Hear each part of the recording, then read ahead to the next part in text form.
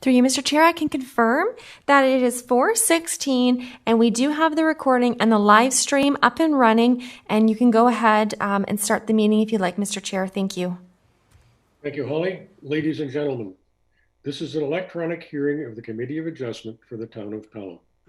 Everyone present and viewing at home will be given an opportunity to comment on the applications being heard. Please address your comments and questions through the chair. This public meeting has been called to satisfy requirements of the Planning Act and Council bylaws.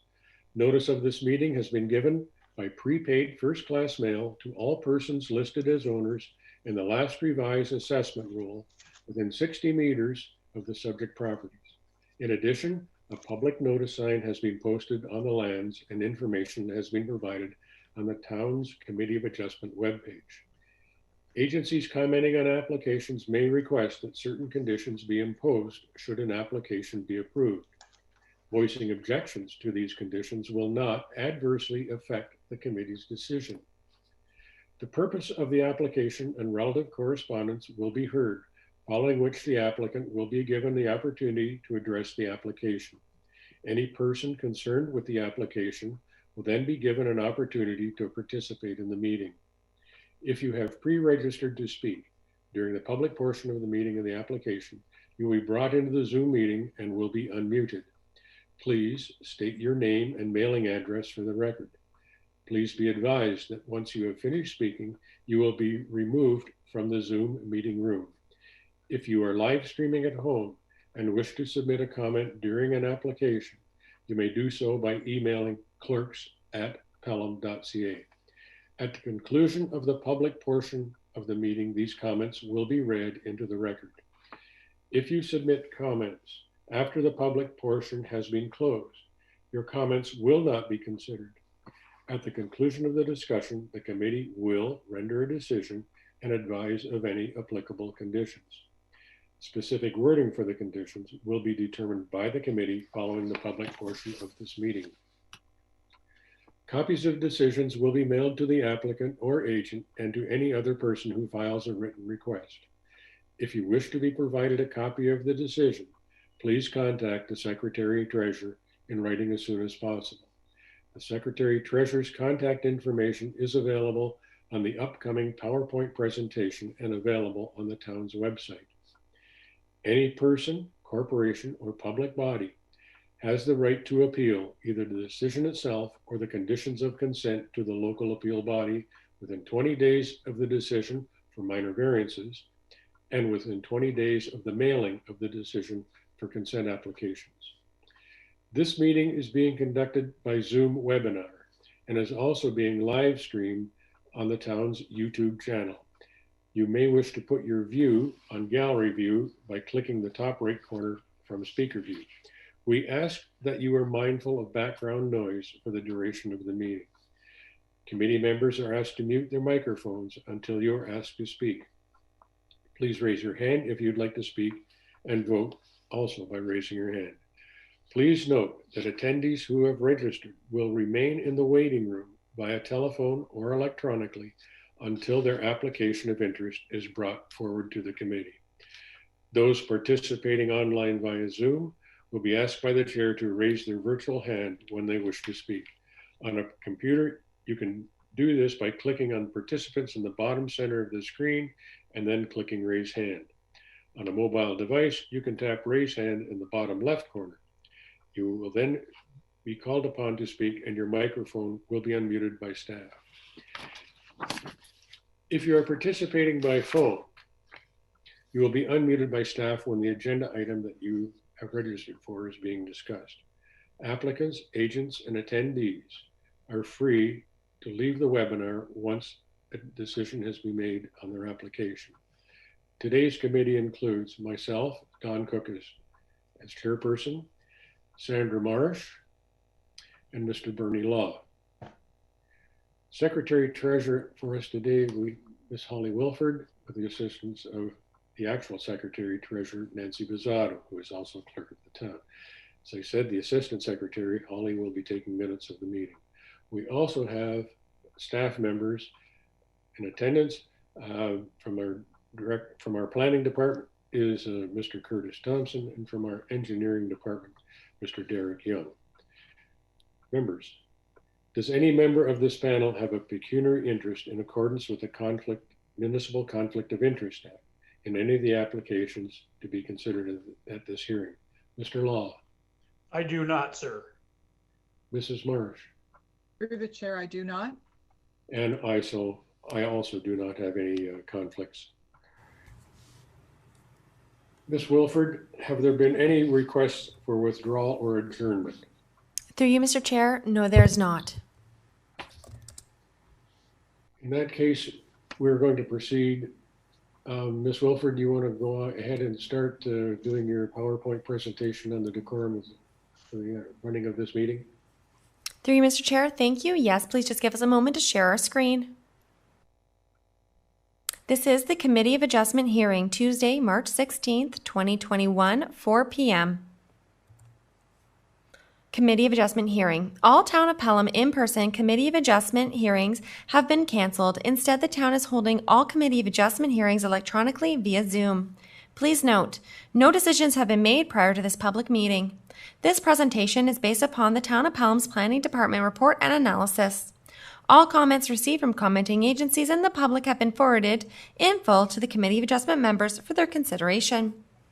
Participants are reminded, ensure your background is free from offensive or vulgar material. If inappropriate material is visible, you'll be removed from the meeting. Vulgar or offensive language will not be tolerated. If inappropriate language is used, you'll be removed from the meeting. Participant microphones and video cameras will remain off until they are called to speak. Once your comments have been heard by the committee, your microphones will be muted. Once voting on an item has taken place, participants will be removed from the meeting completely. You may resume viewing the meeting via live stream. Decorum. The Committee of Adjustment is a formal public hearing requiring decorum, meaning all comments are to be made through the chair.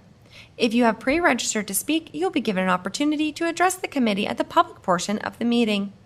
If you are live streaming and wish to submit a comment live, please email clerks@pelham.ca. Please note, comments must be received during the public portion of the meeting, otherwise they will not be considered. Disrespectful comments will not be tolerated. Cheering, booing, or hissing from the gallery will not be tolerated. Please note, if decorum is lost, the meeting may be recessed and persons asked to leave. Public portion of the meeting. To allow for an efficient meeting, each member of the public will be given the opportunity to speak to the committee during the public portion of the meeting. Please note, after all members of the public have been given the opportunity to speak, the applicant or agent will have the opportunity to address all public comments or concerns at one time. Through you, Mr. Chair, would you like me to go ahead and read the excerpts from the planning report for the first application? Yeah, please do so, Ms. Wilford. Thank you. This is application for minor variance, file A13/2021P, 162 Port Robinson Road, Block 1, 59M-481. Excerpts from planning report. The subject land is located on the south side of Port Robinson Road, lying west of Rice Road and legally described above in the town of Pelham. A minor variance application requests relief from Bylaw number 4138/2019, RM1-291, General Provisions, Section 6.3C, Yard Encroachments, Unenclosed Porches, Balconies, Steps, and Patios, to permit encroachments of not less than 1.5 meters from the front lot line or exterior side lot line, whereas 2 meters is required for units 31 to 36 and 54 to 60. RM1-291, General Provisions, Section 6.35C, Yard Encroachments, Unenclosed Porches, Balconies, Steps, and Patios, to permit encroachments of not less than 2.2 meters from a rear lot line, whereas 4.5 meters is required for units 1 to 19. RM1-291, Section 16.4H, Maximum Exterior Side Yard, to permit a maximum exterior side yard of 7.5 meters for units 44 to 45 and 7 meters for unit 69, whereas 5 meters is required. Note, the proposed minor variance will help facilitate an 87-unit block townhouse development known as Lavender Fields, which has received site plan approval from Town Council, file SP-06-2020. To date, the following comments have been received. NPCA, no objections. Niagara Region, no objections. Regional and provincial interest matters were addressed through site plan approval. Public Works. Public Works staff indicated concern with the proposed rear yard deck encroachment variance and its potential for impact on stormwater drainage. It is noted, however, that the proposed development was subject to site plan approval, which has been granted, and Public Works approved the engineer plans for this development as part of the site plan approval process. Therefore, the storm drainage was addressed to their satisfaction. No public comments were received at the time of writing this report. Is the variance minor in nature? Town planning staff concur that the East Vaughan Hill policy objectives direct a strong focus towards enhancing the public realm through the design of lively buildings, shorter front yard setbacks, and urban design treatments such as large uncovered front porches with vehicle access directed to the rear via an internal laneway. The requested encroachment is actually preferred in this case as it will help to activate the trail and to sway negative perceptions of dwelling units turning their back upon the public realm. The minor variance to increase the exterior side yard setback on 3 units is minor overall as the dwellings still widely capture the attention of the flanking laneway positively through enhanced archaeological design treatments provided through the site plan approval process. Yet also, the vast majority of townhouses on the subject lands will satisfy this maximum zoning setback, and there are 3 end units have unfortunately resulted from the skewed lot geography directly caused by the stormwater channel alignment to the south. The 3 units in question still exercise partial compliance on the opposite corner of the exterior yard where it is still practical for the applicant. Is the variance desirable for the development or use of the land? The requested front and rear unencroached porch/deck encroachments are desirable for the development and surrounding area because they will further help to activate the streetscape through larger, more functional amenity areas which help facilitate a more inviting public-private interface. There are no privacy concerns with the rear yard encroachments because there is no immediate private lands that would be possibly impacted. Does the variance maintain the general intent and purpose of the official plan? Town staff are of the opinion the requested zoning relief will not compromise the general intent of the official plan as the encroachment revisions represent sound urban design principles in an evolving compact mixed-use neighborhood as well as promoting overlooking into public open spaces. There are no sensitive natural heritage features, privacy concerns, or storm water management issues. The intent of the maximum exterior side yard setback provision is multifold. However, most simply, the policy objective is meant to help ensure the buildings are designated, oriented, and aligned in the manner that facilitates a relatively consistent streetscape and promotes a sense of place, with considerable attention given to the urban design. These policy objectives intend to manifest as a well-designed public-private realm through priority treatment of a human-scaled experience and not that of automobiles. Planning staff are of the opinion the minor variance requested upholds the general policy intent of the official plan, specifically those of East Vaughan Hill Secondary Plan and the associated urban design guidelines. Does the variance maintain the general intent and purpose of the zoning bylaw? The intent of the front yard encroachment maximum of 2 meters is to allow for a strong relationship between the public-private interface, but to still maintain a suitable buffer between the sidewalk, traveled road, and private structures. The original site-specific encroachment maximum was also intended to help reinforce the street frame enclosure, causing peripheral edge friction for traveling vehicles, helping to calm traffic speeds while still providing for a softer front yard environment. The request to allow a 1.5 meter maximum encroachment maintains the bylaw's intent because the reduction will actually be indistinguishable given the alignment of the paved portion of the Port Robinson Road carriageway in relation to the legal front lot line. In other words, the perceived front yard setback will be greater than the actual setback/encroachment. The intent of the rear yard encroachment maximum of 4.5 meters was to allow for an efficient and functional use of the rear yard amenity areas where lots sizes are typically smaller. The 4.5 median provision was set to ensure a suitable buffer between adjacent private rear yards, mostly for privacy reasons. However, the units requesting an encroachment extension back onto public open space, which the site-specific bylaw did not adequately qualify. Town planning staff actually prefer the larger encroachment request as those lots backing into the channel, as they will provide improper outlook over the multi-use trail and help activate the publicly accessible open space and improve safety as it was intended. The intent of the maximum exterior side yard setback was to require a strong built form relationship to the public road internal laneway system for streetscape activation, traffic calming, and generally for urban design principles. The requested minor variance is mostly a result of skewed laneway alignment caused by the storm water channel flanking the southerly lot line. Although the developer could have provided custom designed footprints for 3 end units to comply, it would have raised costs for both the applicant and ultimately the future homeowner.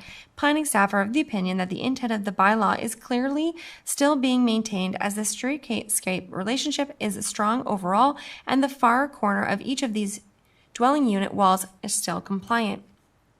Planning staff are of the opinion that the proposal applies current planning and development principles dealing with the appropriate greenfield development, making efficient use of the designated urban area lands, providing design flexibility where suitable to do so. The proposed minor variance should not negatively impact the surrounding neighborhood with regards to the land use incompatibility, traffic, privacy, and stormwater runoff. In planning staff's opinion, the application is consistent with the provincial policy statement and conforms to the provincial, regional, and local plans. Planning staff recommend that application number A13-2021P be approved. If you wish to receive a copy of the notice of decision, please contact the Secretary-Treasurer in writing as soon as possible. Nancy Pizzato, Secretary-Treasurer, Committee of Adjustment, 20 Pelham Town Square, P.O. Box 400, Fonthill, Ontario, LOS 1E0, and jpizzato@pelham.ca. This contact information can also be found at the Town of Pelham's website. Through you, Mr. Chair, thank you very much. We do have the agent in the meeting room, and that's Mr. William Highcoop from Upper Canada.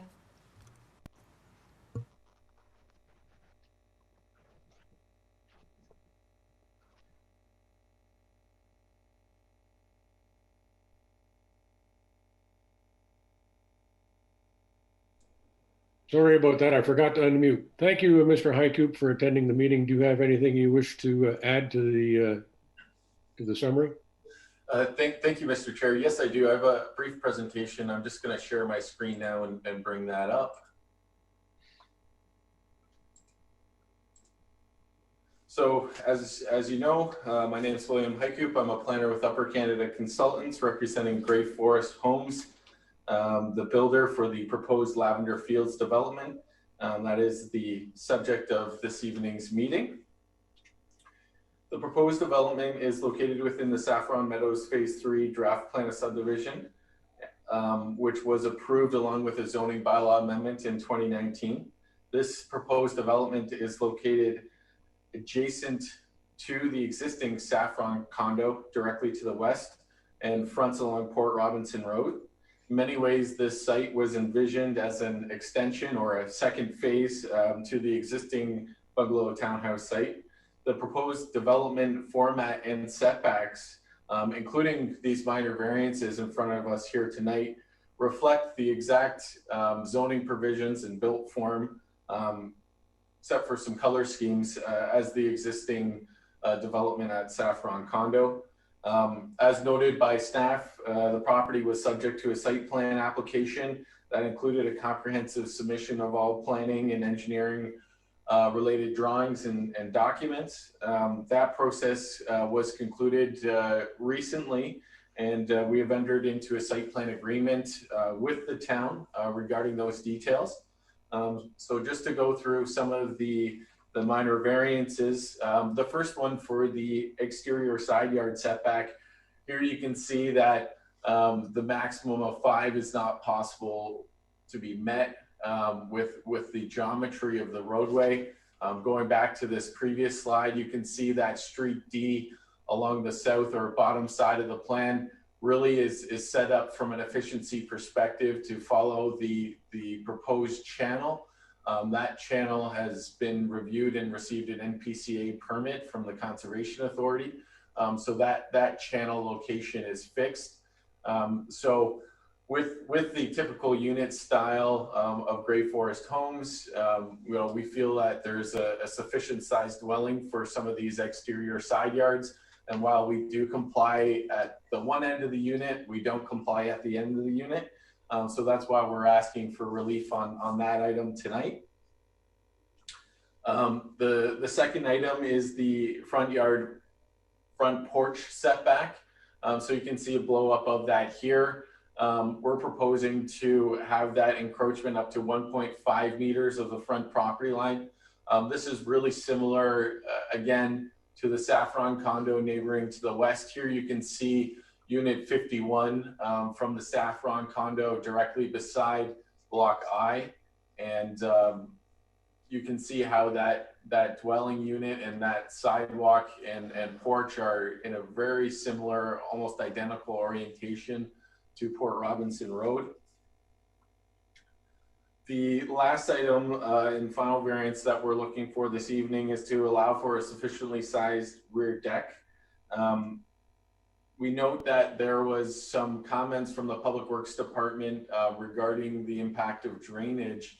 I see from Ms. Wolford's presentation that is no longer an issue in their opinion. We're happy to see that as we are of that same opinion. The proposed change is really taking the two deck posts and moving them closer to the rear yard property line. We feel that it will not affect the rear yard apron grade, and that the grading of the rear of these units is really won't be changed at all based on this rear yard deck encroachment. So if you have any questions or whatnot, I'm certainly here to help answer them. Thank you, Mr. Chair. Thank you, Mr. Hycoop. Ms. Wilford, has anybody pre-registered to discuss this application? Through you, Mr. Chair, thank you. No, we have not received any pre-registered members of the public to speak. I will just check our clerks at pelham.ca email address to see if anybody has emailed us live during the meeting.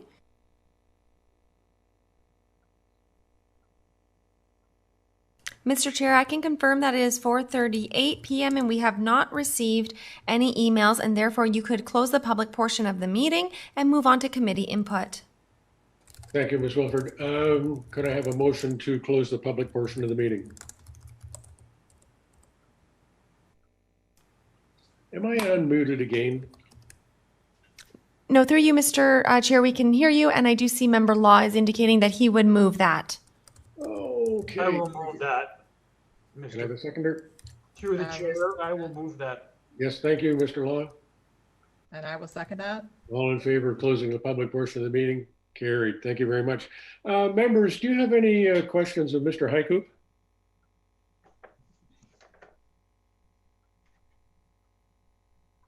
Mr. Law? Tremendous amount of detail. I think they've done a very good job, and I think the planning department have followed through with all of the reports that I've read. I think they've done a great job. I think it's going to be a real asset to the town. Thank you. Mrs. Marsh? I just have a comment. I agree with Mr. Law. Staff and Mr. Hycoop have done an excellent job with addressing all comments and concerns that I would have had, and looking forward to this development. Thank you. I have a couple of minor concerns, particularly with Block P, Mr. Hycoop.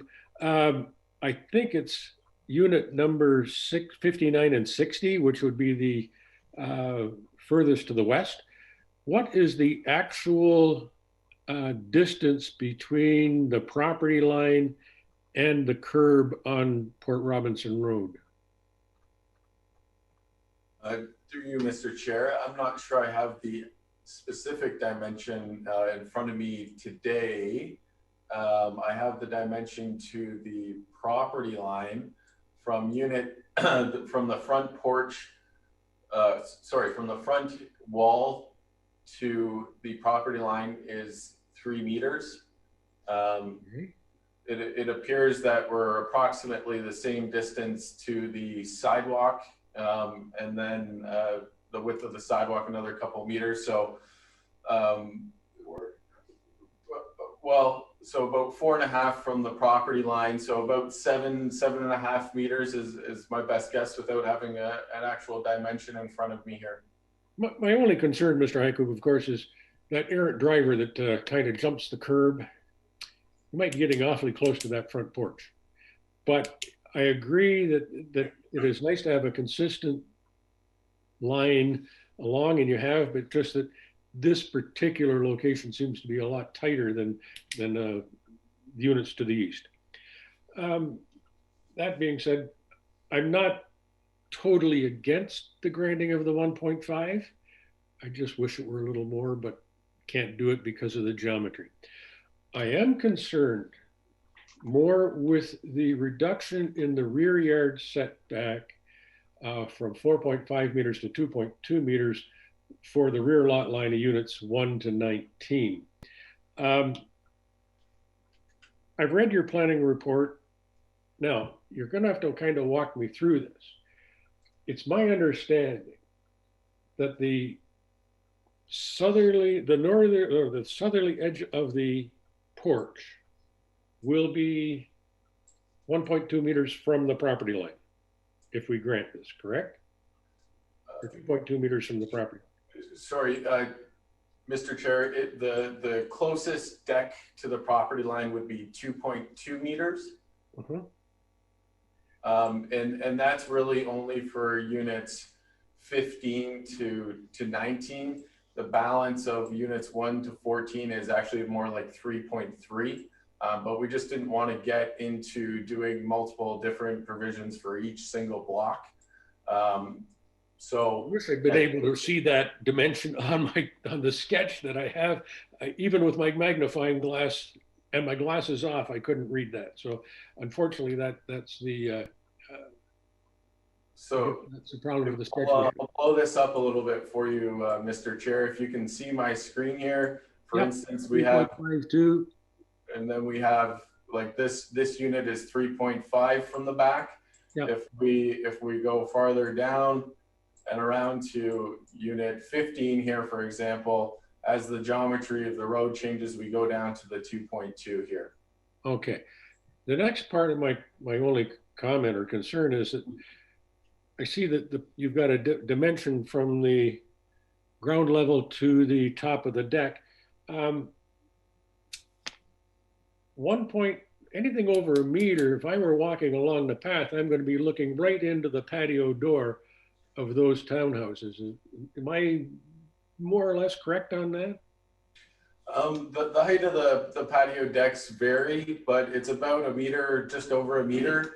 But quite frankly, in my opinion, Mr. Chair, whether the window or the sliding door was at grade or at the 1 meter height, you would still be able to see in through that sliding door or any window along that rear wall.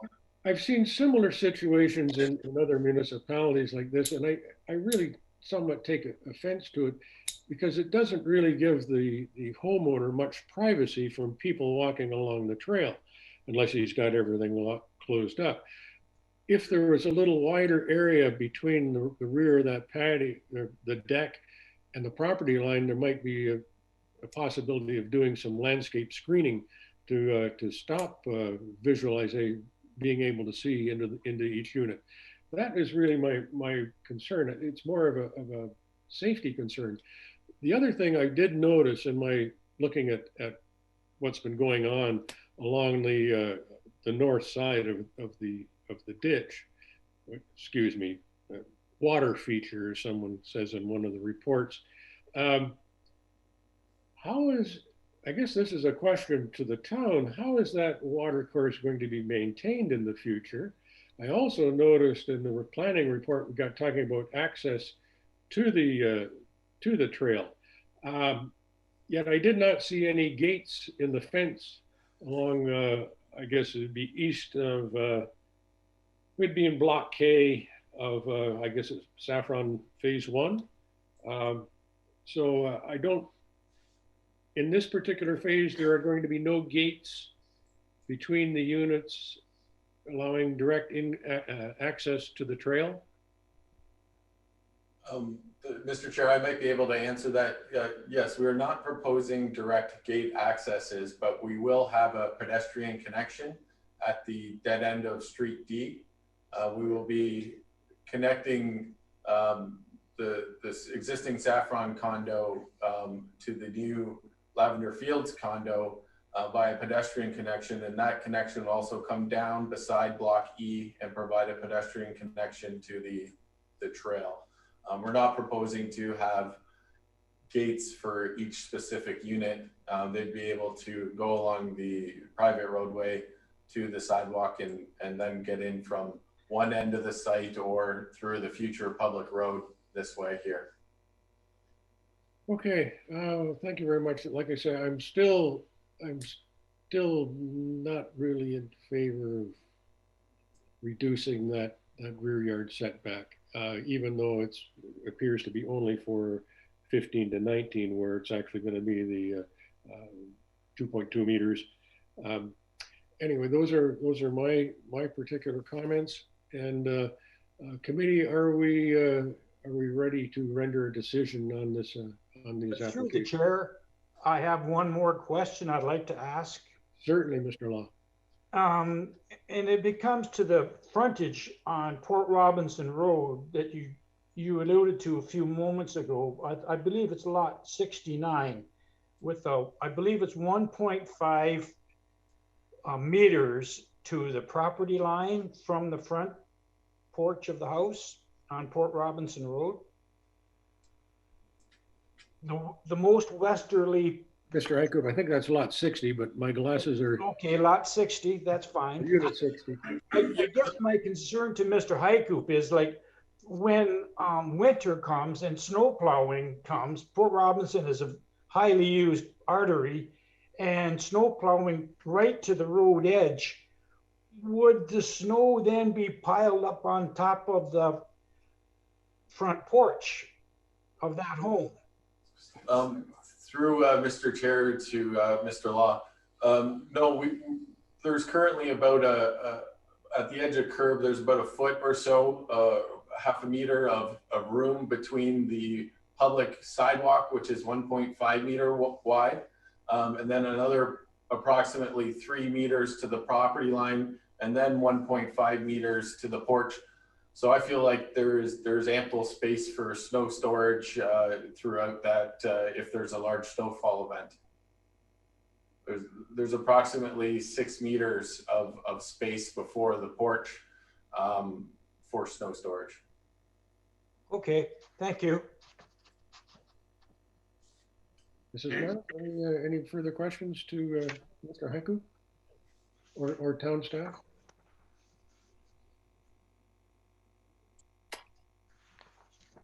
Are we ready to render a decision regarding application A13 2021P, 162 Port Robinson Road? Yes, Mr. Law. Yes, sir, I would recommend that file A13 2021P, 162 Port Robinson Road, Pelham, that this application is made for the variance of to permit yard encroachments 1.5 from front exterior side lot line for units 31, 36, and 50 to 60. 2.2 meters from rear lot line units 1 to 19. Maximum exterior side yard of 7.5 for units 45, 44, and 45, and 7 meters for unit 69. This application is then granted. And the reasons are the variance is minor in nature, intent of the zoning bylaw is maintained, intent of the official plan is maintained, the proposal is desirable for the land as it enhances the streetscape. No objections were received from commentating agencies or abutting property owners. this application is granted without prejudice to any other application in the town of Pelham. The Committee of Adjustments considered the written and oral comments and agrees with the minor variance report analysis and recommendation that this application meets the Planning Act test for minor variance. And the conditions are none. Do you have a seconder? Through the chair, I'll second that. Thank you, Mrs. Marsh. All in favor? Carried. Thank you, Mr. Haiku. Thank you, Mr. Chair and committee members. Ms. Wilford, we're ready to move on to the next minor variance application, A14 2021 P, 9 John Street in the town of Pelham. Could you please go forward with the summary, the planning summary, please? Okay, Mr. Chair, thank you. We've just shared our screen, and this is for application for minor variance, file A14/2021P, 9 John Street, excerpts from planning report. The subject land is located on the northwest corner of John Street and Stella Street and known locally as 9 John Street in the town of Pelham. The minor variance application requests relief from section 13.2C, maximum lot coverage, to permit a maximum lot coverage of 40%, whereas 32.04% is allowed pursuant to the previous minor variance approval. The proposal seeks to construct a single detached residential dwelling. To date, the following comments have been received. Public Works. The applicant should ensure the existing water service is not located under the proposed driveway. No public comments were received at the time of writing this report. Is the variance minor in nature? Increasing the lot coverage is minor overall, as it will continue to maintain a reasonably sized and desirable rear yard amenity area, yet still providing more design flexibility for the building footprint and or to accommodate future accessory buildings.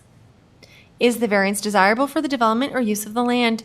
Increasing the lot coverage is desirable for the land, as it will allow more design flexibility for the future residential dwelling or potential accessory structures, but also maintain an adequate rear yard amenity area. Does the variance maintain the general intent or purpose of the official plan?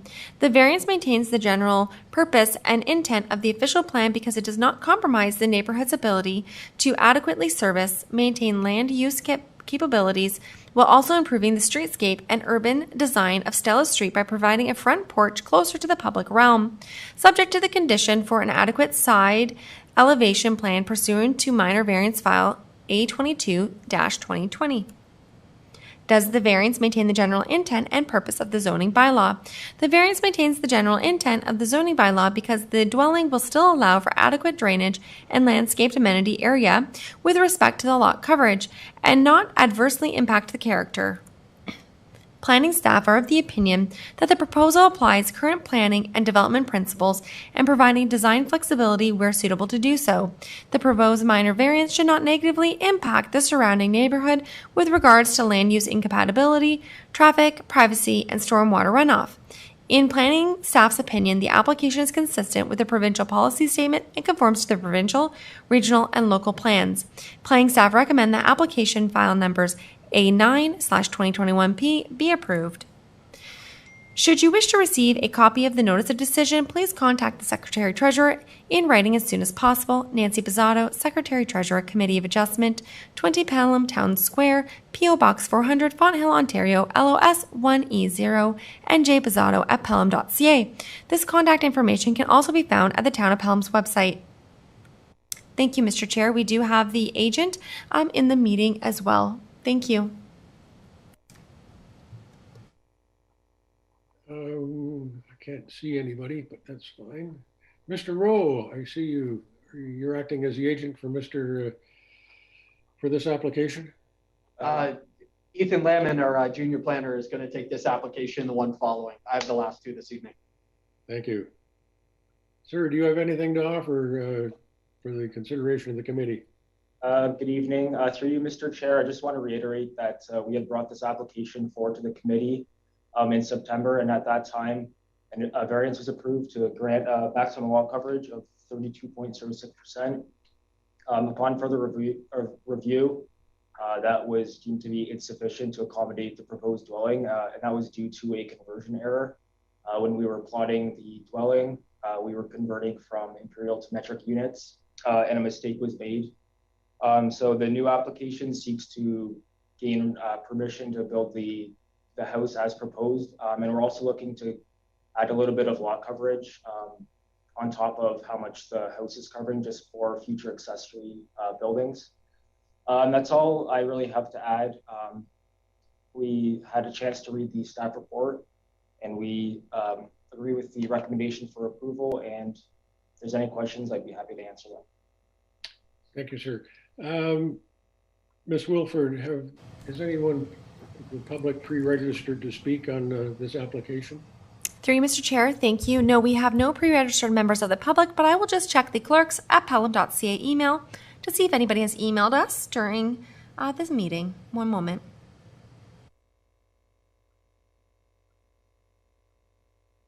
Mr. Chair, I can confirm that it is 4:56 p.m. Not received any emails, and if you would like, you would be able to close the public portion of the meeting and move into committee input.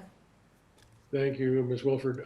Could I have a motion to move out of the public portion of this meeting for this application?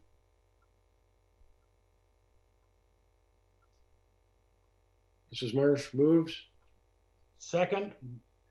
Mr. Law seconds. All in favor of closing the public portion of the meeting? Carried. Members of the committee, do you have any questions for the applicant's agent? Sorry, I missed your name. It's Ethan Lamont. Lamont, okay.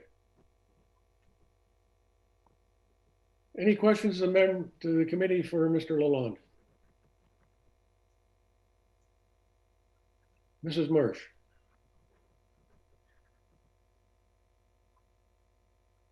She's muted. She's muted. Sandra. Chair? You're muted. Oh, okay. Well, I wasn't muted on my end. Can you hear me now through the chair? I have a question for the consultant. Certainly. Okay.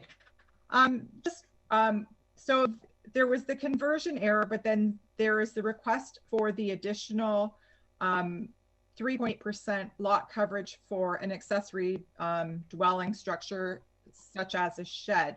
Could I, what size of shed does that equate to? Through you, Mr. Chair, so that would equate to a shed that would be 24.76 square meters or 266.5 square feet.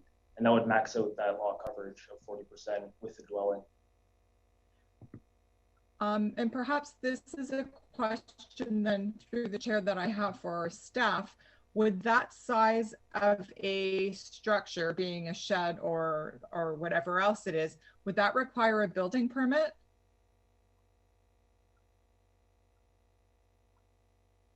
Mr. Thompson, are you with us, sir? Hi, through the chair. Yeah, so any structure over 10 square meters, which is 108 square feet under the Ontario Building Code, would require a permit to be issued. Thank you, Mr. So Thompson. through the chair, I guess my question is that if we are permitting the additional 3.8%, perhaps a condition of the severance is that building permit for any accessory structure be obtained if required. I can see that. Any other questions? Mr. Law. Through the chair, during my inspection of 9 John Street, I noticed the water drainage from the new home to the west with discharge pipes on the driveway flowing right down to John Street and on to the number 9 John Street front yard. Also, the rear off-street, rear eavesdrop runs down onto the backyard of number 9 John Street. So I don't know how much land we need to absorb the water, but since the town has already looked at it, but now we're going to add another building for the second building. I guess my concern is how much land do we have left for the water to seep in? Because the water coming from up the hill is coming right down on number 9 John Street, and then it's coming off of the roof of number 9 John Street once it's built and the new shed. It's going to run further down to the street to the east. So I guess I'm a little concerned that I didn't see any plan, like a grading site plan, or is there a grading site plan submitted with the building plan permit? And was that submitted by the contractor? Because it's my understanding that the water flow from number 9 John Street cannot impact the neighbors to the east. So I guess that's my concern, water running down the hill, across, and then further into the homes on the east side of the street. Okay, Mr. Stella, or maybe Mr. Thompson. I understand when we did the original conveyance to create these 2 lots, as I recall, there was a requirement that an overall drainage plan be submitted, actually for the 2 lots being created and the remnant parcel that faces on Stella. Is now that the house has actually been constructed on the first lot,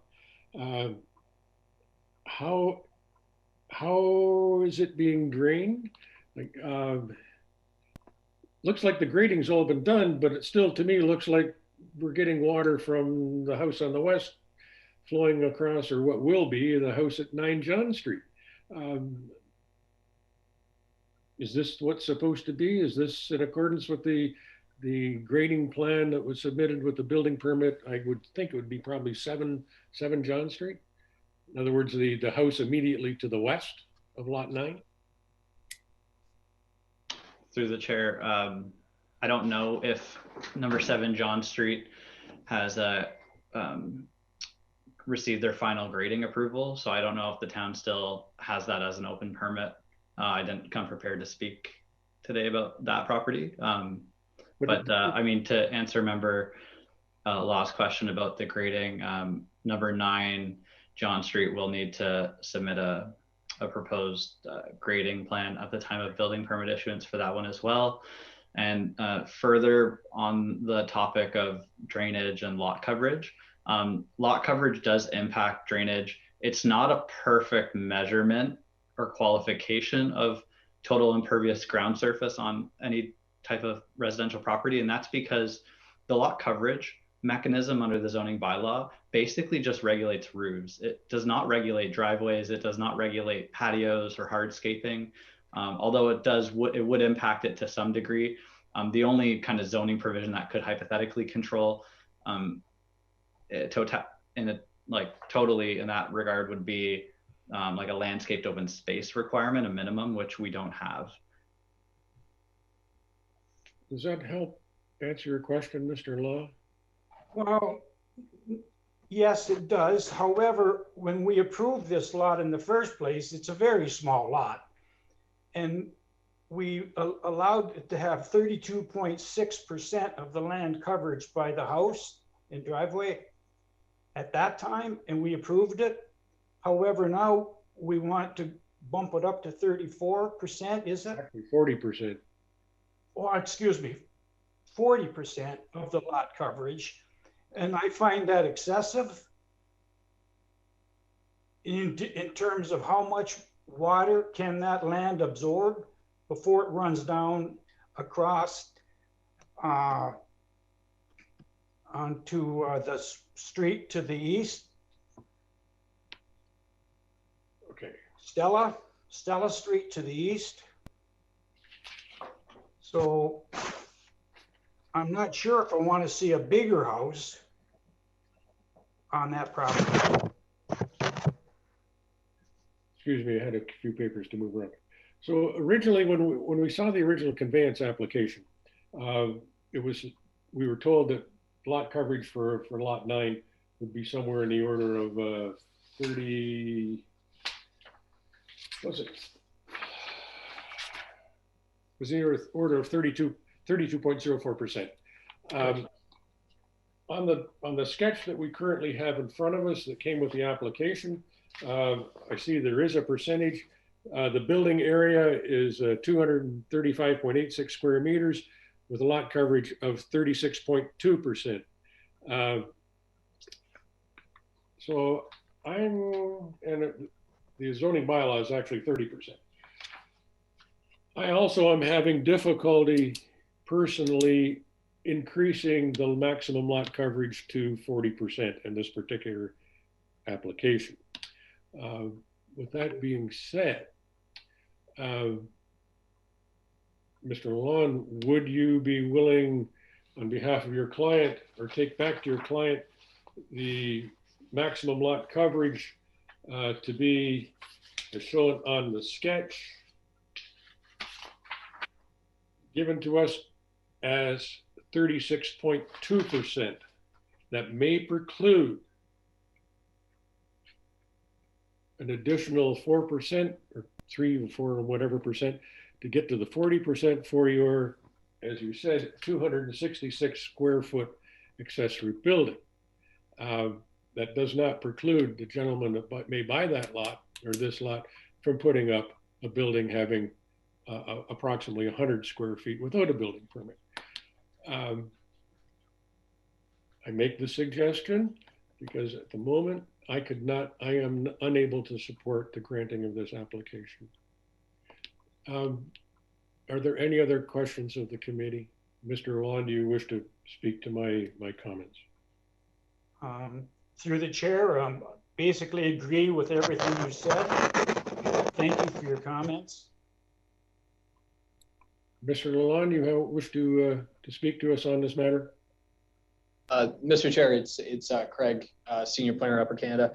I think that what we're hearing, although we do have regard for the comments being made, I think we're talking about a different application which isn't before the committee. What we've provided to the town staff for review, as we've noted, was an oversight in our calculation from imperial to metric. And in fact, that footprint, if you would compare both plans, the house plan itself has not changed. We just needed to come in and get that extra percentage to cover the home. Now, in our discussions with town staff about qualifying what we should be applying for, a question from our client was, if we're doing an accessory structure in the future, like a shed for a lawnmower and stuff like that, does that count against lot coverage? And the answer was yes. So we're like, okay. So we've been to the committee a couple of times now, and I think that it's prudent that we build in some flexibility there, and it's reasonable to accommodate for some additional lot coverage for the purpose of a shed. And that remains the intent of this application. And that's what's before the committee. And I think we've been very forthright about, there was a mathematical problem in the first place, but we're also having due regard for staff's time and the committee's time in coming back and feel, we're asking for an additional less than 4% lot coverage to accommodate the easy construction of a shed. It's not to say that they will build a shed or that they will build 200 square feet of shed. It just provides the flexibility for them to have that accessory building on site if they so choose. I'm not certain if in the method of considering a minor variance, if you're allowed on the spot to change the criterion there. I think it is, the committee does need to provide a decision on the application before them. And I would look to the clerk on that. I'm not sure if we can consent on the fly to breaking up what our variance is, because our variance was simply for lot coverage. We didn't provide any differentiation in what is home versus what is shed. So I would probably defer to the clerk on that, but I think it has to be considered as proposed. Through you, Mr. Chair, if I may make comment? Yes, please. Thank you very much, Mr. Chair. The application did request the maximum lot coverage of 40%. At this point, the committee can always approve what is requested or anything that is going to be closer to the bylaw. So you certainly 36.2%, as Mr. Cook has suggested, would be closer to. However, at this point, we have not circulated to divide a house coverage versus a shed coverage. We're looking at the maximum lot coverage, which has been requested to 40%. As I've stated, the committee can certainly approve something closer to. I'm not sure if the applicant would want to do that, or if they would rather look at different options. That would be my advice, and I would look to Ms. Bizzato if she had anything further to add to that regard. Mr. Chair, no, I believe Ms. Wilford has appropriately covered that. The committee can approve something that comes closer to the bylaw. They couldn't approve 41%, but they could approve 36 or 36.2. Thank you, Mrs. Bizzato. Okay, committee, are we ready to render a decision? Excuse me, Don. Yeah. Through the chair. That particular lot is got a tremendous grade going from west to east. It's certainly not a flat grade. Therefore, the water comes down that hill all the way across the entire length of the property. There are no ditches at the bottom on Stella Street. So the water just runs down across Stella onto the homes directly across the street. And there's no place for the water to go other than right down the driveway and on the front lawn of the home on Stella. Therefore, I can see down the road problems with the people on Stella with this extra surface water running onto their property. Thank you, Mr. Law.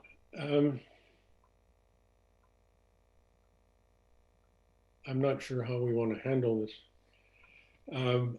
I personally looked at this property the last couple of days, and yes, there are no ditches or swales on John Street or Stella Street.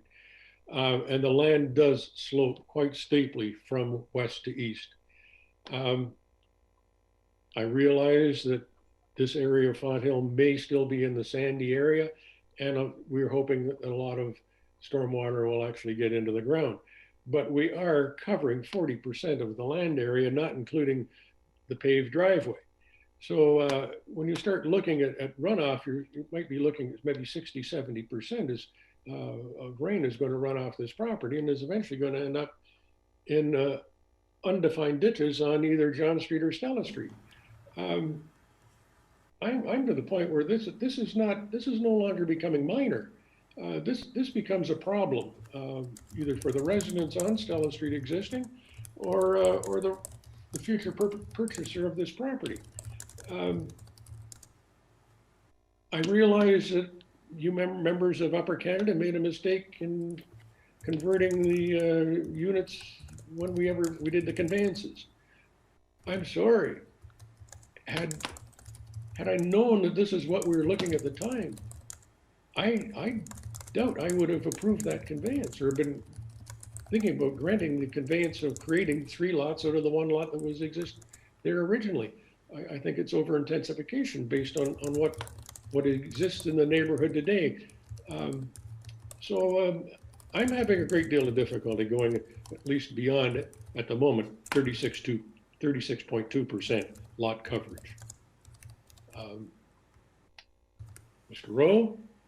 Through you, Mr. Chair, I apologize for interrupting. It does appear that Mr. Derek Young from our Public Works Department would like to speak if the chair would allow. My problem is I can't see him raise his hand because he's outside my... No trouble. I'll just continue just to prod at you, Mr. Chair, if that's okay, if anybody else does wish to speak. Through you, Mr. Chair. With regards to the drainage, there is an existing catch basin on the corner of John and Stella. If it would make the committee a little bit easier, you could always ask to redirect the grading to the catch basin on the corner to prevent the concerns you have of the water draining across the road to the neighboring properties on the other side of Stella. I just wanted the committee to know that there is an existing catch basin there. There was previously a swale that ran along Stella, but over the years, what's happened is with the mulching of the ground and so forth, the swale tends to disappear, but the catch basin is still there on the corner. Okay, so basically what we should be looking at maybe as a condition for a revised lot grading plan? Through you, Mr. Chair, yes. I mean, you could ask them to, if you want to approve the increase in lot coverage, that the grading needs to be directed towards that catch basin. And improvements to the existing ditches on Stella and John Street. If you so decide, if they need to do so, yes. And that would be at his expense, no expenses to the town. Correct, yes. Mr. Law, would that help you? Yes, if it could run to the catch basin. It's interesting. I was there yesterday, and must be covered with a lot of leaves. I didn't see the catch basin. Me neither, Mr. Law. So I would like to go out and have a look at this catch basin, or have someone take a rake and clean it off so we can see it. If through you, Mr. Chair, if you have a look on Google Maps, currently it is shown there at the corner. It is existing. The reason I know it's existing is when we are starting the reconstruction of Pelham Street down to John Street this year, we are putting a storm sewer down John Street to this intersection, and that is one of the catch basins that is getting picked up. Thank you very much, Mr. Young, for that. And I think with that information, first of all, I would propose that we make a condition on this application. If we approve it to the 40%, guaranteed, if we approve it to the 40%, revised lot drainage plan for lot 9 and improvements to the existing swales and on Stella and John Street. Notwithstanding, the town may end up doing some rebuilding on John Street this year with the reconstruction of Pelham Street. Sorry, through you, Mr. Chair, if I just may, I want to make sure I have the wording that the committee would be looking at. So the committee would then be considering adding a condition to the satisfaction of the Director of Public Works or designate to have a revised drainage plan submitted directing drainage to the existing catch basin and to provide for improvements to the ditches on Stella and John Street to the applicant's expense. Is this correct? Also to the satisfaction of the Director of Public Works. Yes, all of this would be to the satisfaction of the Director of Public Works. This is correct? That would be my recommendation. Mr. Law and Mrs. Marsh, would be agreeable? That sounds reasonable going forward.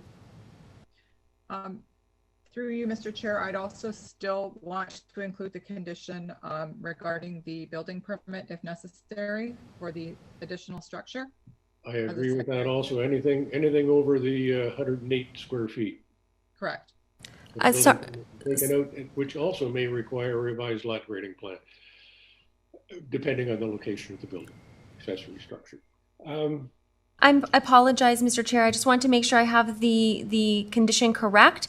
It's that the committee would like to require a building permit for any structure over, I'm sorry, was that 108 square meters? Is that what Ms. Marsh said? Okay. Holly, for any future accessory building, having a square footage, 108 square feet or more, building permit must be obtained. Thank you. That's for any future accessory building. A building permit would be required for any structure over 108 feet.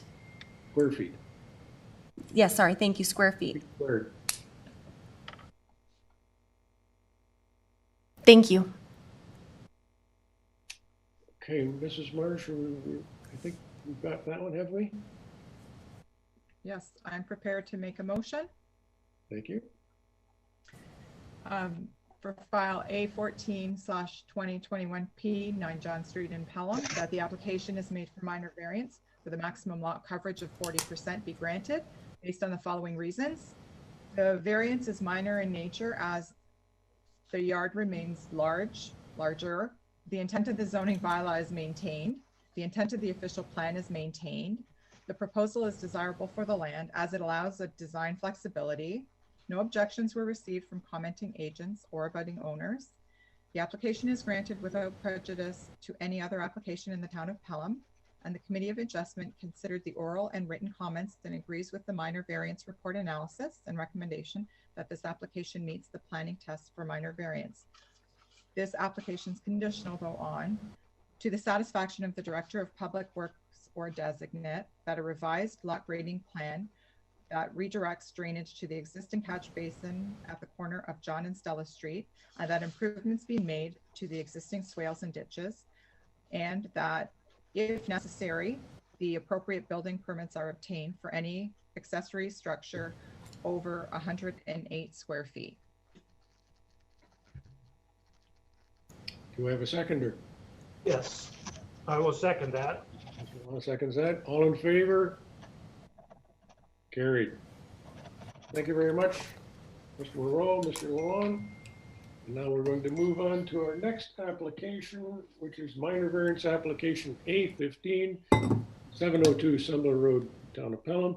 Ms. Wilford, could you please make a presentation relative to the planning report? Thank you, Mr. Chair. We're just sharing our screen. There we are. This is application for minor variance, file A15/2021P, 702 Sumler Road, excerpts from planning report. The subject land is located on the southwest corner of Sumler Road and Balfour Street, known locally as 702 Sumler Road in the town of Pelham. The minor variance application requests relief from Section 7.7A, maximum accessory lot coverage, to permit a maximum lot coverage of 2.5%, whereas 1% is allowed, and Section 7.7D, maximum accessory building height, to permit a maximum building height of 6.1 meters, whereas 3.7 meters is allowed. The proposal seeks to construct a building accessory to the existing residential dwelling. To date, the following comments have been received. MPCA, no objections. Niagara Region, see conditions. Public Works, see conditions. No public comments were received at the time of writing this report. Is the variance minor in nature? The variance to increase accessory building lot coverage and height is minor overall, assuming the requested conditions of approval are fulfilled without discount and given the rural character of the area. Is the variance desirable for the development or use of the land? Increasing the accessory building lot coverage is desirable for the land because it will allow for enhanced use of the rural residential property, which is relatively small in size and constrained by the surrounding key natural heritage features. The variance increase to increase the accessory building height is desirable for the property as it allows for enhanced storage and use of the facility. No adverse impacts are anticipated on the surrounding lands, subject to suitable street facing east building elevation plans being approved and adhered to. Does the variance maintain the general intent and purpose of the official plan? The proposed use of the building accessory to a single detached house is permitted in the good general agricultural designation of the official plan, and the policy does permit uses which are compatible with agriculture. Given the proposed location of the accessory building and requested conditions for revised elevation plans, the requested increase in building height will not compromise the objective of the official plan, particularly with respect to the use, the land use capability, stormwater runoff, and private sewage system servicing capabilities. The requested increase to accessory building lot coverage directly affects the development's horizontal footprint upon the lands. As such, there are requested conditions of approval which are meant to ensure the protection of cultural heritage resources and sensitive key natural heritage features and key natural hydrological features. The variances are appropriate given the site's rural context and meet the general intent of the town's official plan. Does the variance maintain the general intent and purpose of the zoning bylaw? The size of the proposed accessory building's height and increased lot coverage to 2.5% is appropriate given the smaller lot size of the existing rural residential lot of record. Reasonable amounts of open space remain available on the site for amenity area, stormwater runoff, and sewage system purposes. Thus, the increased height and lot coverage will not adversely impact the rural character of the area or the surrounding countryside, subject to conditions, particularly the landscape requiring the 30 meters of VPZ of natural self-sustaining vegetation. The zoning relief maintains the intent of the zoning bylaw with respect to accessory building massing, siting, and location. Planning staff are of the opinion that this subject to the conditions, the proposal should not negatively impact the adjacent key natural heritage features surrounding the neighborhood with regards to the land use incompatibility, traffic, privacy, and stormwater runoff. The planning staff's opinion, the application is consistent with the provincial policy statement and conforms to provincial, regional, and local plans. Planning staff recommend the application number A15/2021P be approved, subject to the following conditions: that the applicant amend the building elevation plan to remove all overhead doors on the east-west walls and relocate them on the north wall congruent with the current proposed driveway alignment, as well as provide a symmetrically proportionate amount of glazing to the building's mass on the east facet to the satisfaction of the Director of Community Planning and Development.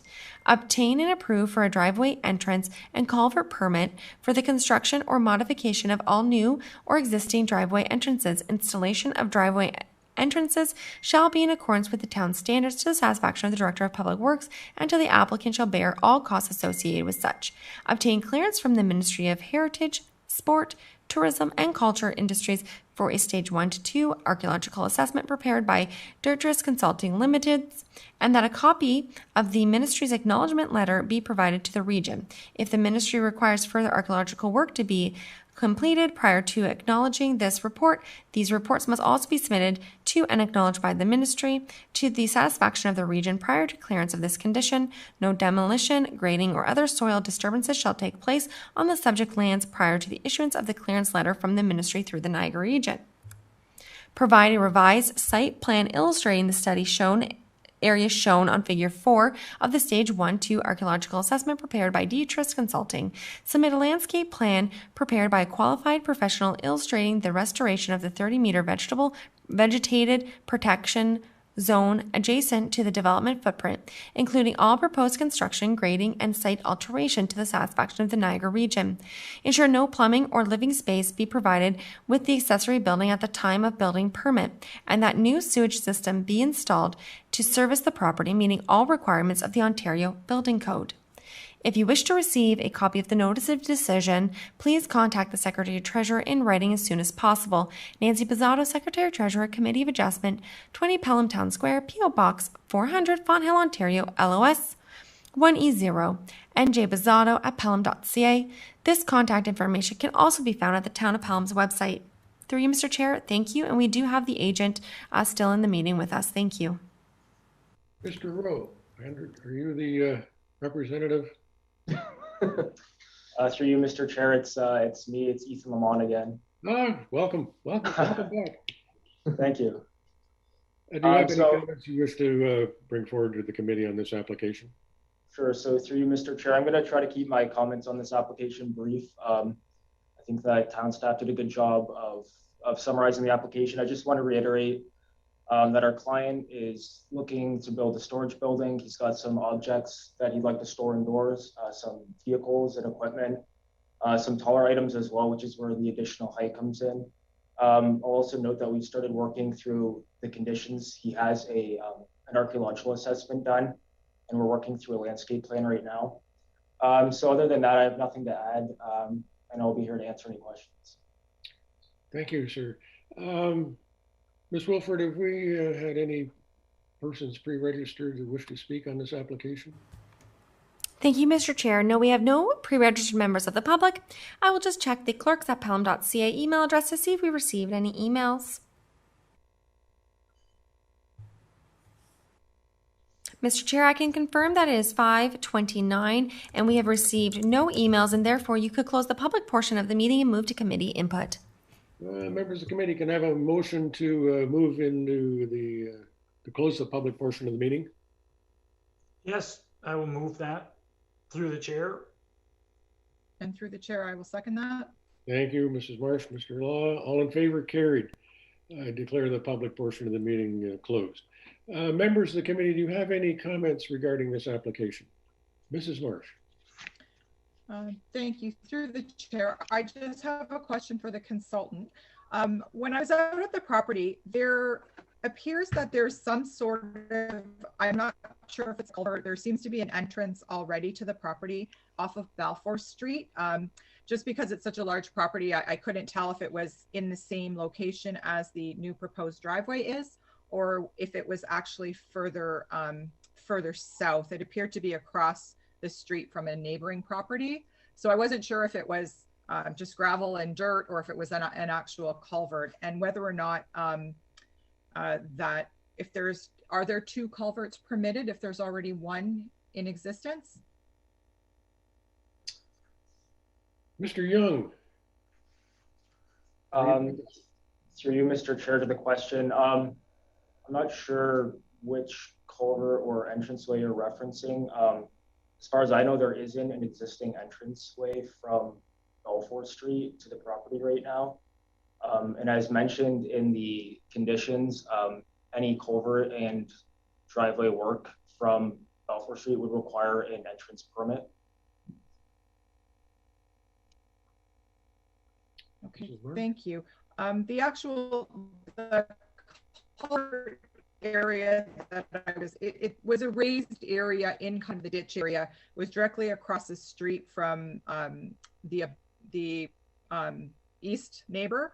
So I'm wondering if it was just gravel from the driveway and everything else and dirt that had built up. That could possibly be what it was. I think it was more for planning staff or I guess town staff, whether or not, I know that there's an entrance coming off of Sumbler already, and now there's a proposed new entrance off of Balfour. Are there multiple entrances permitted on a corner property or on rural properties? Through you, Mr. Chair, yes, they are. Mr. Thompson can confirm this. It's in the zoning bylaw that they are permitted to have additional accesses.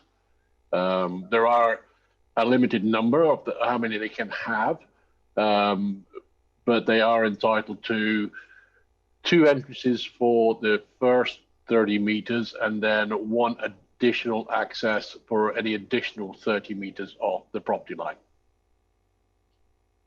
Thank you, Mr. Young. Mrs. Murph, did that help? Yes, thank you. Mr. Law, do you have any questions? Thank you. Through the chair, after reading the planning justification brief by Upper Canada Consultants, they've done an excellent job. And it seems to me that if the building goes to plan with the design layout, it's going to be an asset to the town of Pelham. So I congratulate them for doing a very good job on this justification brief. Thank you. Thank you. I have a couple of comments. Currently, the property is zoned agriculture. And normally, accessory buildings, if I'm wrong, Mr. Thompson, you're going to have to let me know. But normally, agricultural buildings such as this, it's a 60 by 40 foot garage, are usually there to support agriculture on the existing property. I don't think this particular piece of property is large enough to support a viable farm operation. So I'm wondering if the applicant is actually planning, he's used agriculture as a reason to build the building, but it seems like a pretty large building to service a 10-hectare piece of property. So, and I also noted that the archaeological study, I noticed that a stage 1 archaeological study was submitted to a Mr. Mike Schmuter of Evercare Plumbing Solutions, Inc. On Lee Crescent in Welland. I'm trying to determine in my own mind, is this building going to remain as just a storage building, or might it be used at some point in the future for commercial enterprise, such as a plumber might use for storing materials and maybe setting up a metal fabrication business. I'm just, it's the size of the building that's got me. It's the size of the doors that's got me. And when I see something come from maybe not an agricultural farmer, I have some difficulty with this particular one. I hope I'm wrong, but Mr. Just clarify. Mr. Chair, if I can just clarify. So this property is currently owned by Mr. Smoter's father-in-law, and he intends on buying the property. And he has a number of recreational vehicles that he wants stored. He has a camper as well, which is where the increase in height comes from. So at this point in time, his intent is to use that building for storage of equipment as accessory to his house that exists on the property. Okay. I hope that is the ultimate use of the property. I hope he's not trying to circumvent the zoning bylaw and set up a commercial business on a piece of property that's zoned agriculture. That's my intended use is for storage. Okay, so I guess I have to believe him on that, but my cynicism as I get older I become more cynical with these types of applications. I've seen far too many applications in the rural area for buildings such as this, and eventually ended up to be more of a commercial enterprise than actually facilitating a farming exercise. With that being said, our committee, are we ready to render a decision on this particular application? If so, could I have a mover and a seconder? Yes, I move that file A15-2021P, 702 Sumbler Road, Pelham, that this application is made for minor variance of a maximum accessory lot coverage of 2.5%, maximum building height of 6.1 meters. This application is granted, and the reasons are: the variance is minor in nature as given the rural character of the area. Intent of the zoning bylaw is maintained, and the intent of the official plan is maintained. The proposal is desirable for the land as it will enhance the storage and use of the property. No notifications were received from commenting agencies or budding property owners. The application is granted without prejudice to any other application in the town of Pelham. The Committee of Adjustment considered the written and oral comments and agrees with the minor variance report analysis and recommendation that this application meets the Planning Act test for minor variance. The conditions are that building permit ensuring no living accommodation or plumbing prior to the building permit to the satisfaction of the Director of Planning. A, amended elevation plans. B, stage 1-2 archaeological assessment. 3, revised site plan showing the study area. Number 2, to the satisfaction of the Director of Public Works. A, approval of a driveway, enter, and culvert permit. Number 3, to the satisfaction of the Niagara region. A, landscape plan showing restoration of vegetated protection zone. Number B, no plumbing or living space within the accessory building. C, new sewage system be installed. Thank you. Do I have a seconder? Thank you, Through the Mrs. chair, I'll Burke. second that motion. All in favor of granting this application with the conditions being as spoken? I would say we all voted carried. Thank you very much. Moving on to our next application. It's minor variance A16, 2021, Walker Road, Town of Pelham. Ms. Wilford, would you please read us excerpts from the planning report? Thank you, Mr. Chair. Just give us one moment to share our screen. Thank you. Application for minor variance. File A16/2021P, Block 38 of Plan 59M-476. Excerpts from Planning Report. The subject land is located on the south side of Walker Road, lying west of Rice Road, with additional frontage on Rice Road, in the town of Pelham. The minor variance application requests relief from Section 30 exceptions, number 269- Section 16.4E, minimum side yard, to permit a minimum side yard of 2.3 meters, whereas 3 meters is required.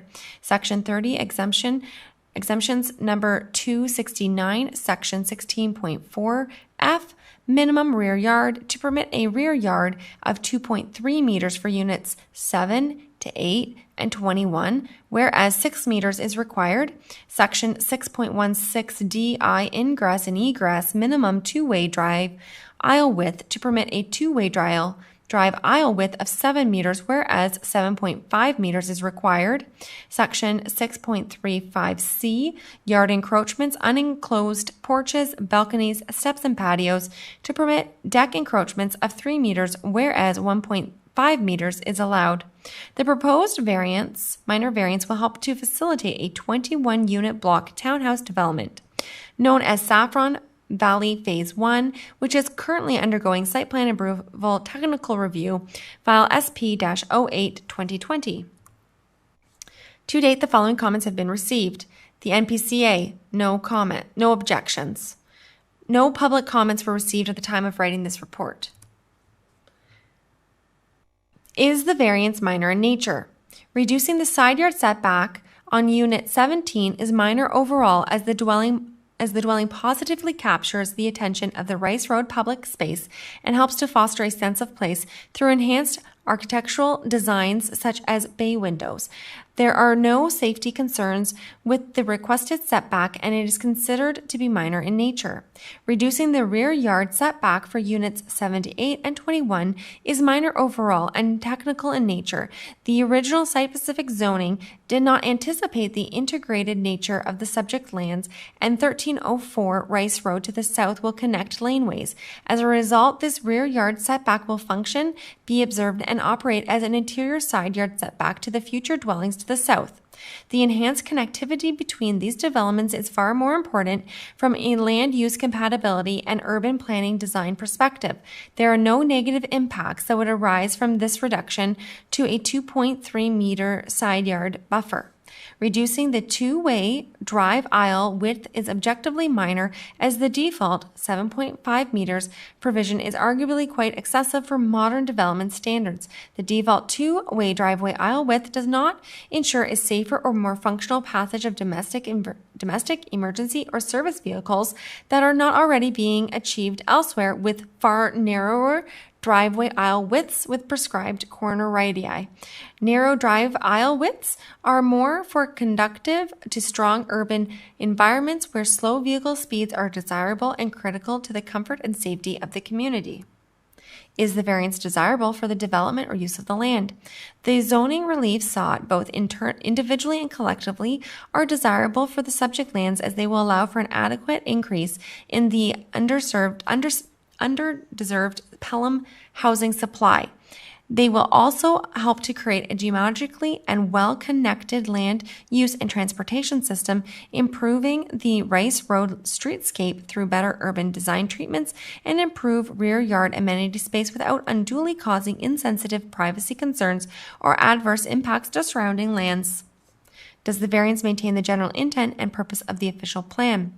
Town staff are of the opinion the requested zoning relief will not compromise the general intent of the official plan, as the reduced side yard setback and drive aisle width represents better urban design standards in an evolving compact residential neighborhood, as well as promoting a better sense of place around public spaces. There are no sensitive natural heritage features, privacy concerns, or stormwater management issues. These matters were also addressed under the site plan approval process. The requested deck encroachments uphold the policy objectives because private amenity areas will be provided and enhanced given the size available. Stormwater drainage can be adequately conveyed without negative impacts, and there are no apparent privacy concerns for their surrounding neighbors. Planning staff concur with the planning justification brief in that functional and adequate rear yards are still being provided for units 7 to 8 and 21. These dwellings' technical rear yards will integrate seamlessly with future dwellings to the south and functionally be interior side yards. Does the variance maintain the general intent and purpose of the zoning bylaw? The intent of the minimum 3-meter side yard is to allow for a strong relationship between public-private interface while still maintaining a suitable buffer between the sidewalk, traveled roadway, and private structures for the dwelling's privacy and serviceability of the dwelling exterior without interrupting the public space. Reducing the rear yard setback for units 7 to 8 and 21 is in keeping with the zoning bylaw's purpose, intent, and the objectives objective, technical in nature due to overall lot geometry and better connected nature with the future development of the South.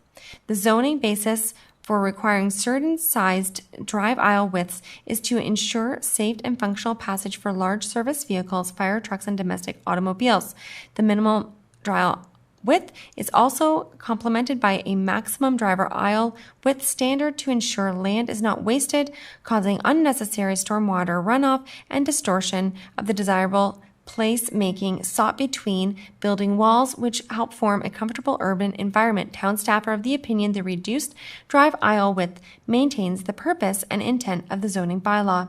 The intent of the deck encroachment maximums was to allow for some design flexibility to allow outdoor recreational amenity space to be incorporated in the principal dwellings, but without sacrificing the rear yard open space. Considering the lack of privacy concerns, enhanced rear yard amenity space in conjunction with the applicant's preferred building footprint and the lack of negative impact to any sensitive natural heritage features or drainage, planning staff considered the zoning bylaw purpose and intent maintained. Planning staff's opinion, the zoning relief maintains adequate landscapes, open space, stormwater drainage, conveyance, neighboring privacy levels, and does not negatively impact sensitive key natural heritage features. The proposal also conforms to the East Vaughan Hills Secondary Plan policy and associates urban design guidelines. Planning staff are of the opinion that the proposal applies current planning and development principles dealing with appropriate greenfield development, making efficient use of the designated urban area lands, providing design flexibility where suitable to do so. The proposed minor variance should not negatively impact the surrounding neighborhood with regards to land use incompatibility, traffic, privacy, and stormwater runoff. In planning staff's opinion, the application is consistent with the provincial policy statement and conforms to provincial, regional, and local plans. Planning staff recommend that application number A16/2021P be approved. Thank you, Mr. Chair, and I do believe that the agents are still in the room for this application. Yes. Mr. Rowe. Yes, you have me now. Do you Thanks, have Mr. Chair. To add, Mr. Rowe? Yeah, I have a brief presentation, and for this, I apologize. There's a little bit of overlap, but that's because this application and then the consent application are intrinsically tied. I think you guys will understand kind of what's being proposed. So I'll just share my screen now and kind of walk you through this development, which we're really, really happy about. This has actually come together quite nicely with the assistance of staff. So the applications before you tonight that I'll be speaking to are for minor variance and for consent. So there's two parcels of land that compromise the development itself. So phase one, this is where the variance is, and then there's phase two, this is the lands affected by the easement. So as you'll probably remember in the history of development out in this area, this block 38, was created through phase two of Saffron Meadows. So this was contemplated through a zoning amendment, and it had that provisional RM1 zoning put in place, subject to the understanding we need to do site plan, a draft plan, a condo, and there will be some design refinements that have happened. Concurrently, on phase two, which is known as 1304 Rice Road, we applied for official plan and zoning bylaw amendments and a draft plan of vacant land condominium, which we just received notice there were no appeals on. That period expired yesterday. So we do have residential land use provisions in effect on the property, as well as now we have natural heritage protection. This used to all be agriculturally based with some low density official plan designation. So we have the right framework in place. So in terms of the two applications tonight, the minor variance is block 38. The variances are in support of the layout, the access, and the amenity provided on that development site. We're currently in the site plan review process. Last week, we submitted our second site plan submission with very minimal comments. We do have a draft plan of vacant land condominium approval that's pending consideration. We're working to make sure all the physical parameters are dealt with before we lock in that line work. And then the next application, which I'll deal with when we talk later, is for the adjacent property next door, 1304 Rice Road. It's going to be integrated as the second phase of this development, and it'll have a shared roadway network, and the services are also going to be connected. So that's the relationship between those two. So the application, this is a more preliminary concept of what the development is. So this is block 38. As you can see, that side-on-side configuration there, the road loops out and then connects to Rice Road. And there's a bit of a development enclave back here. And then this is the provincially significant wetlands. And then that was the woodlot that was preserved through Saffron Meadows Phase 2 for context. So 4 variances on block 38. The first is for a minimum side yard of 2 meters, 2.3 meters. I have a map, I'll show you exactly where these are. The next is a minimum rear yard of 2.3 meters along the southern lot line. The third is for a reduction in the laneway width to service the development. And the third is to provide for an increased deck sizing to go on the back of these units to provide a little bit better amenity space. So the first variance for side yard setback is here, 2.3 meters from the dwelling to the property line. This block here was taken by the town through the registration of Saffron Meadows Phase 2, and that's where the multi-use trail is. And that's going to continue all the way down as part of the Phase 2 development as well. And then there's the Regions Boulevard here. So functionally, the separation between this, I believe this is 6 meters, and the road widening is also substantial here. So it's probably in the range of 10 meters away from the edge of the road. So we feel there's no impact there, and the reduction allows us to have a little bit better augmentation that staff was asking for. Next, this is, we just highlighted where the road width is shown, so 7 meters. As you can see, we get an appropriate fire route in there, proper radius for fire trucks and all of that nature. We've highlighted where the deck encroachments are, so typically 1.5 meter, we're asking for 3 meter. And then this is that southern property line, so right south of this, we'll have another side yard condition against this. So although the rear yard requires 6 meters for that traditional rear yard interface, these are actually going to be side by side. It's going to function like an interior side yard setback. So I basically covered off what our justification is. For the first one, it's about just providing a little bit of better animation interface with Rice Road. The southern lot line setback is to ensure we get consistent lotting and that consistent side yard condition along there. The increase in the deck projection, 1.5 meters doesn't really give a lot of space. I think people are understanding the importance of outdoor amenity, and certainly a 3 meter deck provides enough room, especially with the conceptual designs that we have of the unit, to have a couple of chairs out there and a table, enjoy some outdoor eating. Really good vistas around this development too, with all the mature tree growth. It's really a place people are going to want to be outside. And then the road width meets all the safety requirements that we have. And it's consistent with other smaller roads that have been developed within this municipality as well. So I'll leave that there for now. We'll go into the other application after that, but those are my submissions on the minor variance for block 38. Thank you, Mr. Rowe. Ms. Wilford, have we had any pre-registered participants for this particular application? Through you, Mr. Chair, thank you. No, we have not, and I will just check the clerks@pelham.ca email address to see if we've received any emails. Just one moment.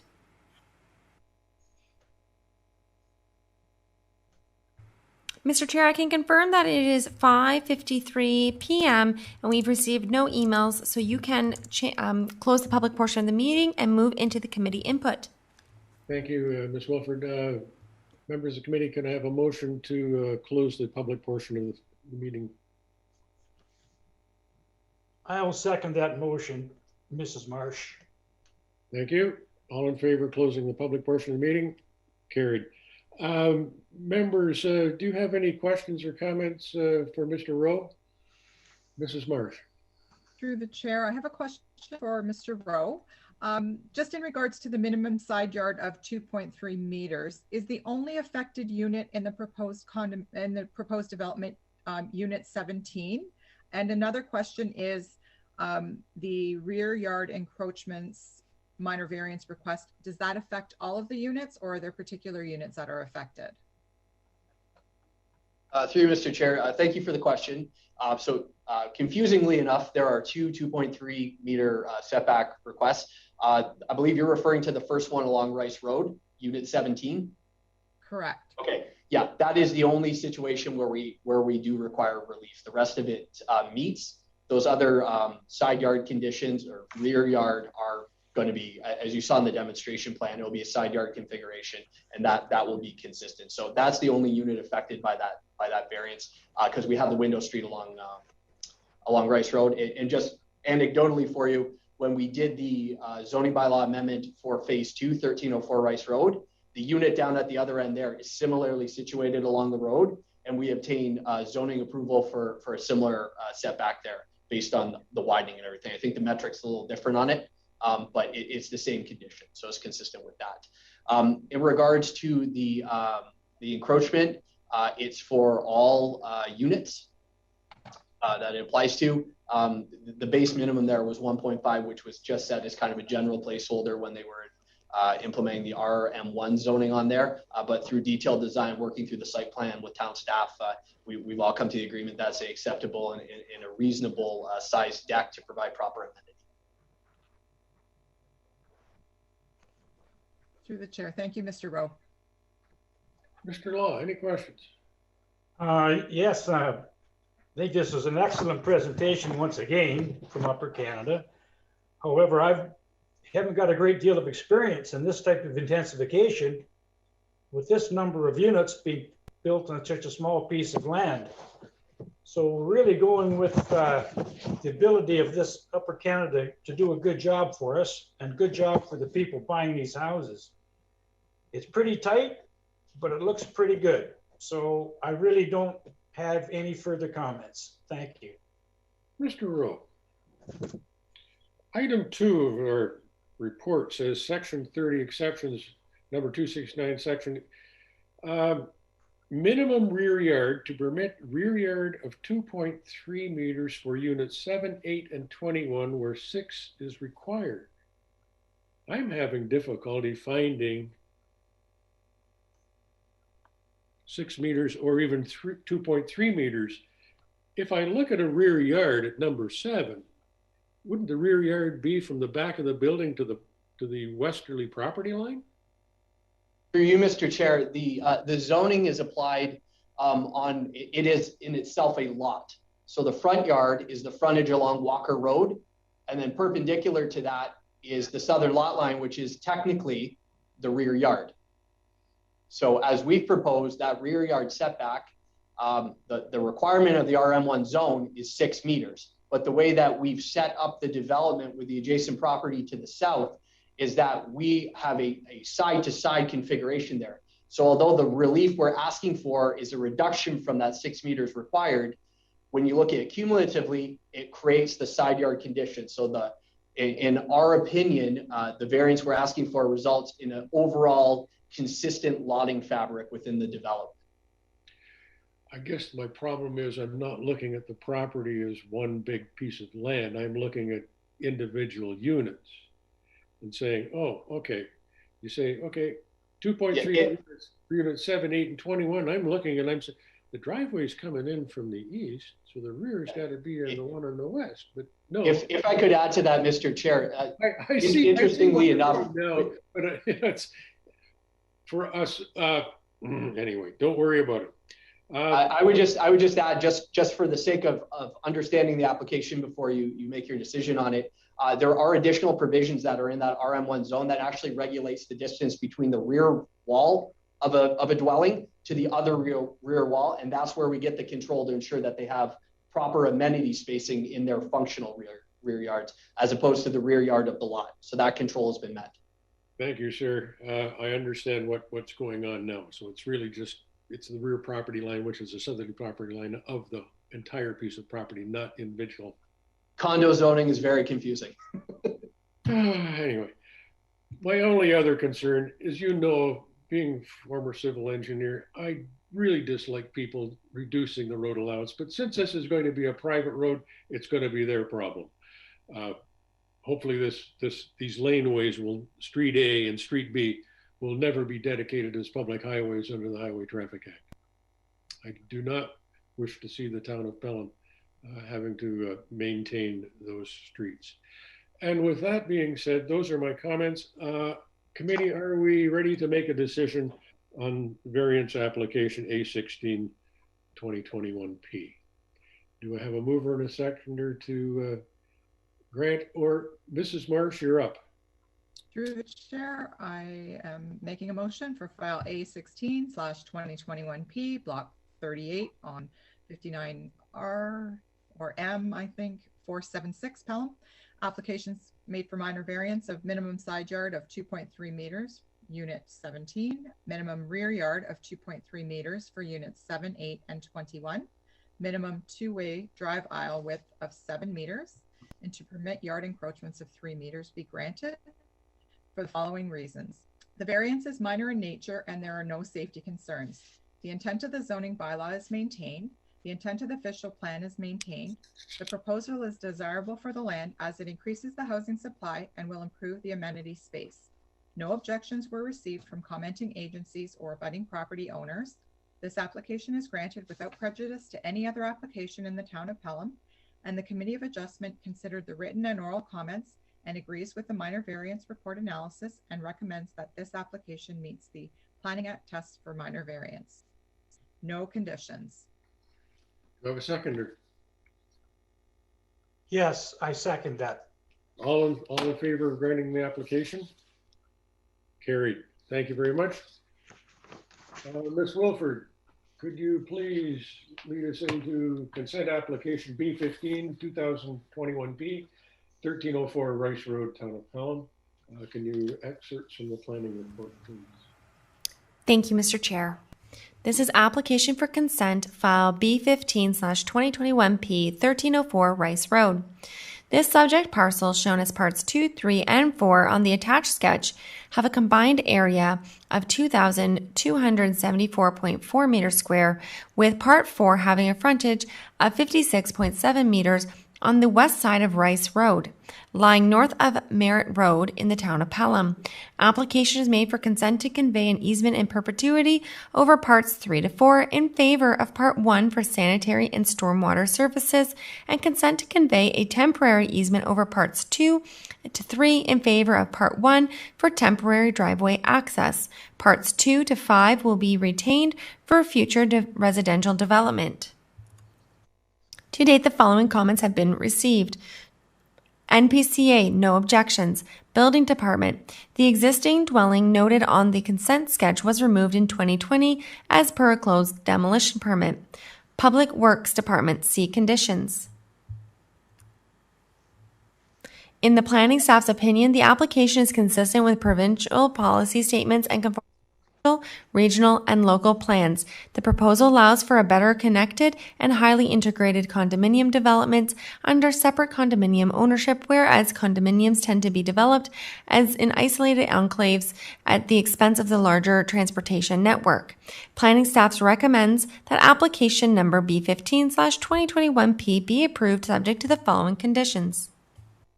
That the applicant confirm that no existing services cross the lot lines to the satisfaction of the Director of Public Works or designate. Provide the Secretary Treasurer with registrable legal description of the subject parcel together with a copy of the deposited reference plan, if applicable, for the use in the issuance of the certificate of consent.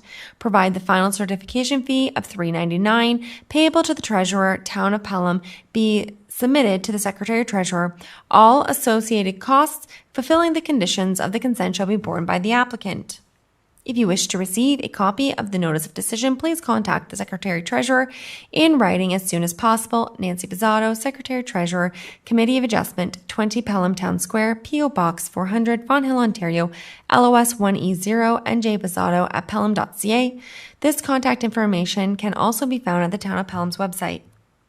Through you, Mr. Chair, thank you very much. And we do have the agent still in the meeting. Thank you, Ms. Wilford. Mr. Rowe, do you have any comments you wish to bring forward at this time? Yep, thank you, Mr. Chair. I'll conclude my presentation from prior, pick up where we left off.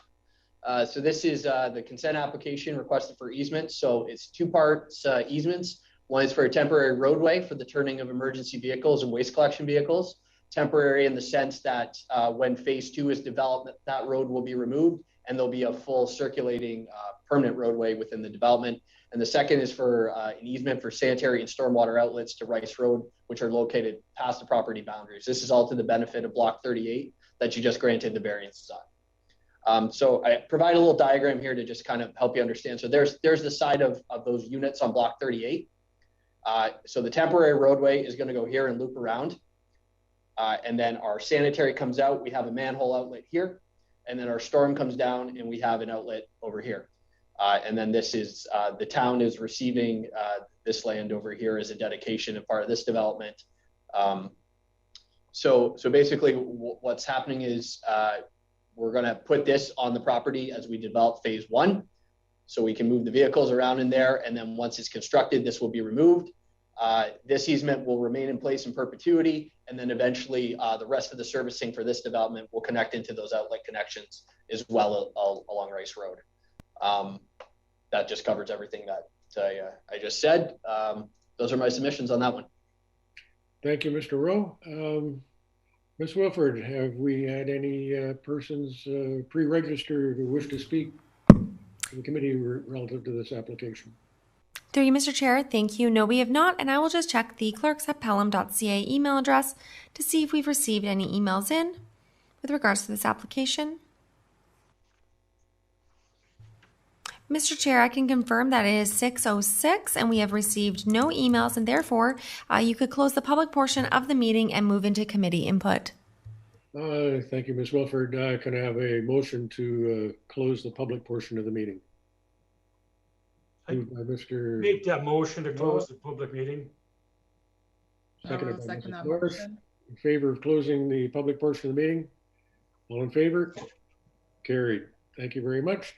Members of the committee, any questions for Mr. Rowe regarding the granting of these applications for permanent and temporary easements? Any questions? It's like these temporary easements are necessary for the further construction. So without going any further, I think they should be approved for the next phase of this application. Thank you, sir. Mrs. Marsh, any comments? I have no comments on this application. Well, neither do I. This seems like a pretty straightforward, let's get her done type of an application. With that being said, are we ready to make a decision? If so, can I have a mover and a seconder? Yes, sir, I am. Through the chair, file B15 2021P 1304 Rice Road, Pelham.